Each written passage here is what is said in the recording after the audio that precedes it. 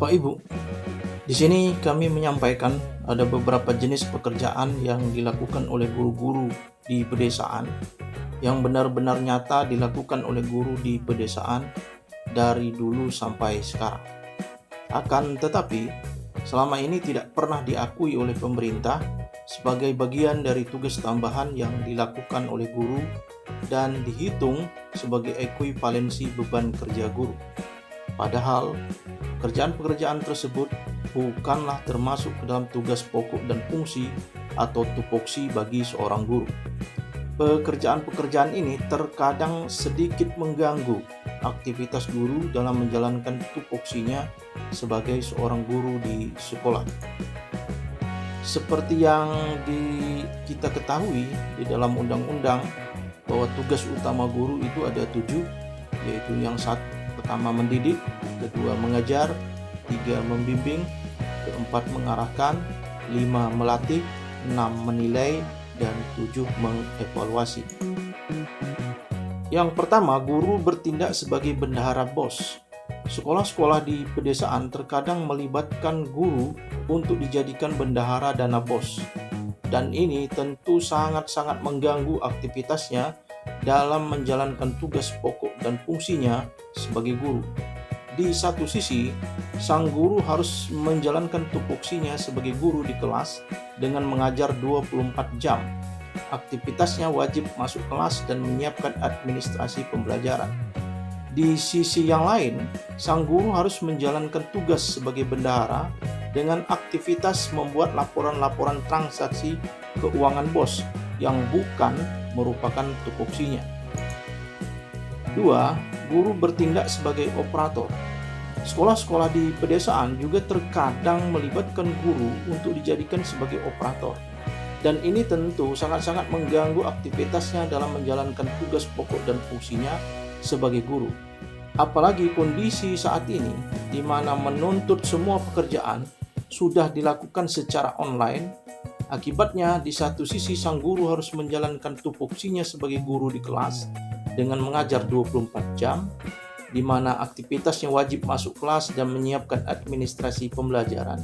Di sisi yang lain, sang guru harus menjalankan tugas sebagai operator yang bukan merupakan tupoksinya. Adapun jenis operator yang harus dilakukan di sekolah saat ini adalah 1. Operator dapodik, 2. Sebagai operator arkas, 3. Sebagai operator e-raport, 4. Sebagai operator e-kinerja PMM, 5. Sebagai operator e-kinerja BKN, 6. Sebagai operator ANBK, 7. Sebagai operator SIA ASN BKN, 8. Sebagai operator SIPLAH, 9. Sebagai operator pegawai SIPACA BKPSDM, 10. Sebagai operator belanja modal BPKAD Kabupaten, 11 dan lain-lain. 3. Guru bertindak sebagai tukang kayu. Pada sekolah-sekolah di pedesaan, terkadang guru-guru menemukan kursi siswa yang rusak, meja siswa yang rusak, lemari rusak, daun pintu dan jendela rusak, papan tulis rusak, atap bocor, dan lain-lain. Semuanya itu perlu penanganan segera, apalagi untuk kursi dan meja siswa. Kalau tidak segera diperbaiki, siswa tidak memiliki kursi atau meja. Akibatnya, kegiatan belajar mengajar menjadi terganggu. Terkadang, masalah kursi dan meja siswa ini adalah sarana yang paling rentan mengalami kerusakan yang paling cepat dibandingkan dengan sarana lainnya. Jadi, tidak heran terkadang kursi dan meja ini harus diduduki oleh beberapa orang siswa. Dengan demikian, guru-guru di pedesaan terkadang perlu menyiapkan alat-alat seperti palu, paku, gergaji, linggis, dan lain-lain di sekolah. Oleh karenanya, seorang guru yang bertugas di pedesaan harus memiliki kemampuan tambahan sebagai tukang kayu. Yang keempat, guru bertindak sebagai tukang bangunan. Guru-guru di pedesaan juga terkadang menemukan lantai-lantai kelas yang pecah atau retak, keramik pecah atau retak, dinding jebol, dan lain-lain. Karena situasi tersebut dapat membahayakan siswa jika dibiarkan, maka guru-guru di pedesaan harus cepat bertindak untuk segera memperbaikinya. Dalam hal ini, maka guru bertindak sebagai tukang bangunan yang membutuhkan alat dan bahan seperti centong, cangkul, pasir, semen, dan lain-lain. Yang kelima, guru bertindak sebagai tukang kebersihan. Sekolah-sekolah di pedesaan juga sebagian besar belum memiliki pagar keliling. Akibatnya, banyak sekali tamu-tamu yang tidak diundang untuk datang ke sekolah. Sehingga halaman sekolah seringkali didatangi sapi, kambing, domba, anjing, ayam, dan lain-lain. Mungkin karena faktor rumput-rumput di halaman sekolah yang masih hijau dan menarik binatang ternak untuk datang. Akibatnya pada pagi hari terkadang banyak sekali ditemukan tumpukan kotoran sapi, kotoran kambing, kotoran domba, kotoran anjing, dan kotoran ayam di lingkungan sekolah, sampai teras dan bahkan sampai dalam ruang kelas. Kondisi ini tentu sangat mengganggu sekali kegiatan belajar mengajar yang akan berlangsung. Sekolah-sekolah di pedesaan biasanya juga pada malam hari dimanfaatkan bujang gadis desa sebagai tempat nongkrong yang terkadang meninggalkan sampah-sampah. Sehingga guru-guru terkadang harus terjun langsung untuk ikut melakukan pembersihan terhadap kotoran-kotoran tersebut. Pada kondisi ini, bertindaklah guru sebagai tukang kebersihan yang membutuhkan alat-alat kebersihan seperti sapu ijuk, sapu lidi, sapu pel, air bersih, ember, skop, sampah, kotak sampah, dan lain sebagainya. Yang keenam, guru bertindak sebagai tukang potong rumput. Sekolah-sekolah di pedesaan juga sebagian besar masih memiliki halaman sekolah berupa hamparan tanah, sehingga memungkinkan rumput-rumput tumbuh subur di halaman sekolah. Hal ini sudah pasti akan melibatkan para guru untuk memotong rumput-rumput tersebut. Paling tidak dilakukan 1 bulan sekali dengan menggunakan arit, sabit, golok, atau menggunakan mesin pemotong rumput, atau disemprot dengan racun rumput. Yang ketujuh, guru bertindak sebagai tukang air bersih. Sekolah-sekolah di pedesaan juga tidak semuanya memiliki sumber air bersih. Bahkan ada sekolah yang harus mengambil air bersih yang jauh di dasar jurang. Walaupun ada sumur atau saluran air minum di sekitar sekolah, terkadang menjadi hambatan ketika musim kemarau tiba, di mana air sulit didapat. Dalam hal ini, guru-guru terkadang terlibat untuk mencari dan mengambil air bersih untuk sekedar mengisi bak WC guru dan siswa. Yang kedelapan, guru bertindak sebagai tukang listrik. Sekolah-sekolah di pedesaan juga terkendala jaringan listrik yang sering mati, dan bahkan masih ada sekolah yang belum teraliri listrik. Kalaupun tersedia listrik, terkadang guru-guru juga terlibat menjadi tukang listrik apabila ada saklar listrik macet, kabel putus, terminal putus, dan lain-lain. Dalam hal ini, tentu para guru harus menyiapkan alat-alat listrik seperti obeng, gunting, tang, solusi ban, dan lain-lain.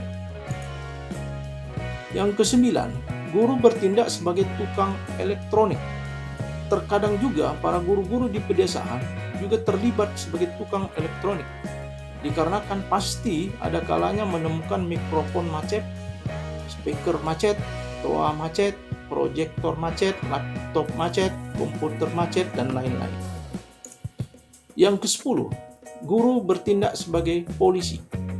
Sekolah-sekolah di pedesaan juga sering bertindak sebagai polisi yang mendamaikan kedua belah pihak yang bertikai akibat dari masalah yang sensitif yang sering terjadi di sekolah, seperti masalah perkelahian antar siswa, perundungan, dan atau pelecehan seksual.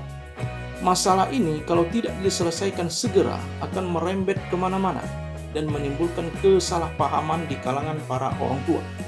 Sehingga guru harus menghadirkan orang tua kedua belah pihak untuk berdamai di sekolah.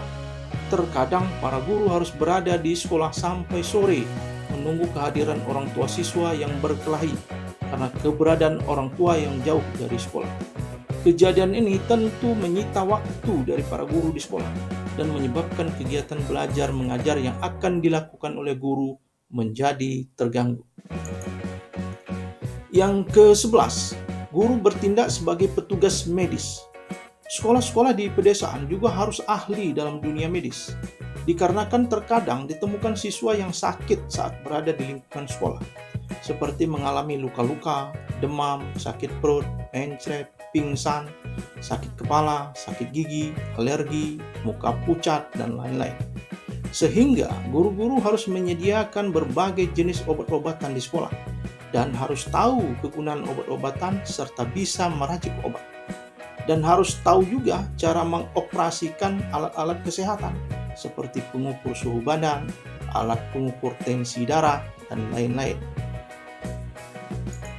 Yang ke-12, guru bertindak sebagai dukun atau orang pintar. Sekolah-sekolah di pedesaan juga terkadang menemukan siswa yang kesurupan atau kerasukan. Dalam hal ini, guru-guru juga sering bertindak sebagai dukun atau orang pintar untuk menyadarkan siswa yang mengalami kesurupan atau kerasukan tersebut. Yang ke-13, guru bertindak sebagai tukang urut. Sekolah-sekolah di pedesaan, terutama saat terjadi mata pelajaran olahraga, terkadang juga menemukan siswa yang keseleo urat yang membutuhkan penanganan segera. Maka dalam hal ini guru juga harus mempunyai keahlian dalam urut keseleo. Kemudian yang terakhir, kadang guru bertindak sebagai pembawa acara, pemberi sambutan dan memimpin doa di masyarakat dan pemerintah desa maupun kecamatan. Di samping itu, guru-guru di pedesaan juga disibukkan oleh tugas-tugas yang diberikan oleh masyarakat, di mana akibat tugas tersebut terkadang guru harus meninggalkan tupoksinya di sekolah. Dikarenakan guru-guru di pedesaan juga selalu dianggap sebagai tokoh di tengah-tengah masyarakat. Maka guru-guru di desa-desa terkadang dilibatkan dalam kegiatan-kegiatan di masyarakat seperti sebagai pembawa acara, memberi sambutan, dan memimpin doa, baik pada acara sedekah, haitanan, kawinan, marhabaan, dan lain-lain. Guru-guru di pedesaan juga sering dilibatkan menjadi petugas pemungutan suara pada saat pemilihan umum. Demikianlah tugas-tugas guru di pedesaan yang seringkali dilakukan oleh guru, padahal bukan merupakan tupoksinya sebagai guru. Terima kasih.